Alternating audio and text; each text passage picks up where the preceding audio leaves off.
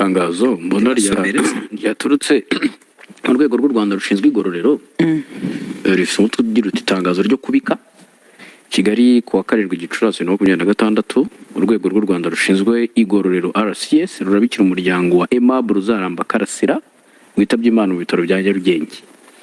Yajyanwe kuri ibi bitaro nyuma yo gufatwa anywa ingano irengeje igipimo cy'imiti y'uburwayi asanganywe cyagenwe na muganga. RCS tegereje raporo y'abaganga ku cyateye urupfu. Ariyo ntiyagombaga gutaha. Yari igihano yari yagisoje.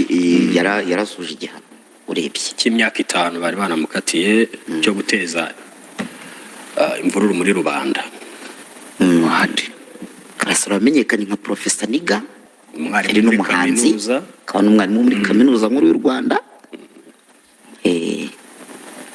Allah. Nteruteguza.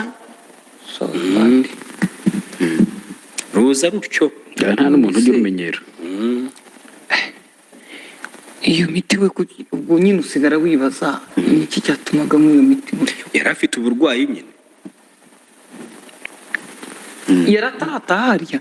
Yari butaye niba ari tariki zingahe hagati muri gusa ni muri iyi minsi kuko ntago byagera 10 ntago zigeramo. Kuko nyuma yo gukatirwa icyagiye hano urumva ko yaramaze imyaka ine yari yafunzwe mu 2020 nko muri iki gihe n'ubundi.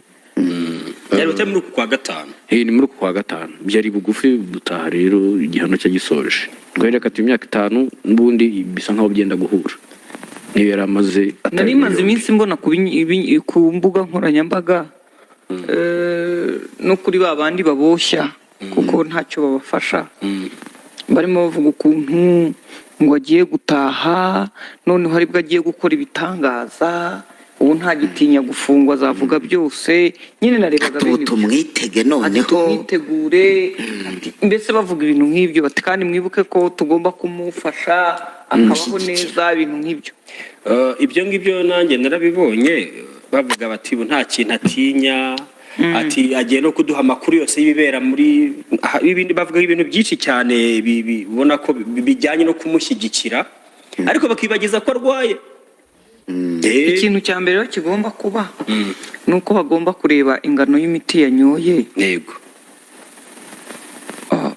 Ikintu nibuka yaradushekeje mu rukiko umuntu iyo yapfuye nyine hari ibintu wibuka ari mu rukiko baramubaza bati se Karasira ararira avuga ati uretse mucamanza amaze nkubwira ikibazo mfite ati niki ati iyo ndyamye ndota kazungwa niki oya wa mugabo wisha abantu ati narose kazungwa nyica ati nge ntabwo nsubiraho nararaga bibi ntambara gereza igira ibibazo bikomeye kubera ko bati ati baramwe ngo kazungu ari hafi aha ngaha muri iyi gereza ndimo ati ntabwo nagira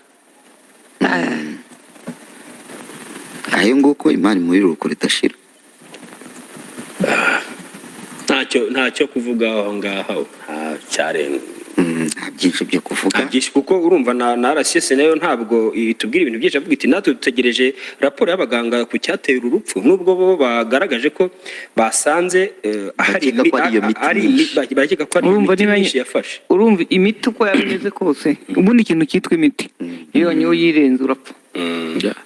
Niyo udapfuye ntabwo ubura burya ngo niyo udapfuye ngo ushobora ubwenge bushobora kuba biterwa n'igiciro miti wanyoye ushobora kuzahaza ariko nyine imiti myinshi umaze niyo wayinyoye ariyo muganga yakwandikiye uko akunda abantu banywa imiti iguca imbaraga answe noneho wanyoye noneho niba yanywaga yindi yindera yishobora kuba ari ikindi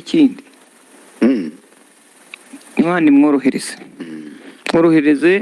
nibuka ko yavuga ko ari imfubyi ariko ntawe ubura umuryango cyangwa inshuti umuvandimwe mfubyi ingana nka kuri imfubyi imyaka 45 se oya icyo twita imfubyi nuko umuntu aba nta muvandimwe n'iki kandi hari umukecuru ufite imyaka 80 naramubwiye ni yewe nko mu myaka 2 ishize ni yewe yaramaje ngo harya ngo ufite ababyeyi ni wayane ntabo ngo nta papa nta na mama ngo yewe ngo nawe uri imfubyi nkanjye imfubyi ubundi imfubyi ziza mu byiciro bibiri tuba tuvuga imfubyi ikeneye ubufasha ariko tukanavuga imfubyi mu cyiciro kindi idafite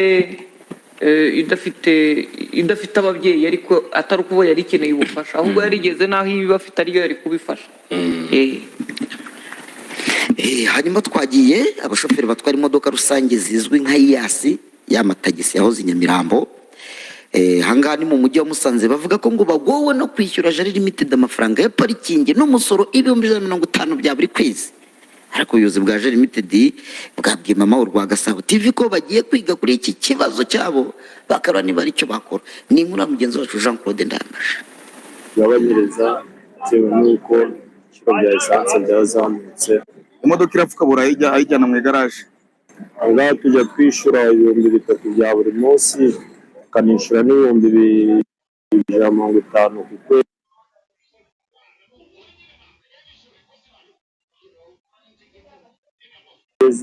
Ukuntu bimeze iki gihe rero nkatwe dukoresha imodokari za esansi dufite ikibazo kirenze cyane. Aba ni abashoferi batwara imodoka rusange zizwi nka hiyasi mu mujyi wa Musanze, baravuga ko batorohewe n'amafaranga 150 basabwa kwishyura muri iyi gare arimo ya koperative ndetse na ya parikingi. Ikibazo dufite rero n'uburyo turi gukora muri kondisiyo itatworoheye, ariko nka koperative dukoreramo ntacyo batugaragariza cyo kuba badufasha mu byerekeranye n'umusoro dusora. Mu by'ukuri dusora umusoro uri hejuru cyane, ariko ikibazo duhangayikishije nyamukuru badusoresha 3 ku munsi bakanadusoresha 5. Wareba ugasanga amafaranga twakoreye na ya gare gusa na sitasi. Bakomeza bavuga ko bitewe nuko ibiciro bya esanse byazamutse cyane, aya mafaranga kuyabona bitarimo kuborohera muri iki gihe. Bakaba ariho bahera basaba abayobozi kuborohereza kuri aya mafaranga basanzwe bishyura akagabanuka. Twasaba ko mudukorera ubuvugizi byibura bagakuraho umusoro umwe bikaba 3 ku munsi cyangwa se bikaba nibyo 5 ku munsi, byibura natwe yasagutse tukayereresha abana kuko urumva ntitwabasha kwishyura banki twe twaraguze amamodoka mu makeredi. Bigusaba ko nubwo dusanzwe tuyasora kuko tuyasoza igihe kirekire, turi kuyasaba byibuze niba bayagabanije muri iki gihe ibikomoka kuri peteroli byahenze. Icyifuzo ni uko uyu musoro nibura bawugabanya cyangwa bakawukura, kuko twebwe nta mafaranga tubona yo kuzishyura. Twifuzaga ko mwadusabira ubuyobozi bukagira icyo bwatugabanyiriza bitewe n'uko ibiciro bya esanse byazamutse.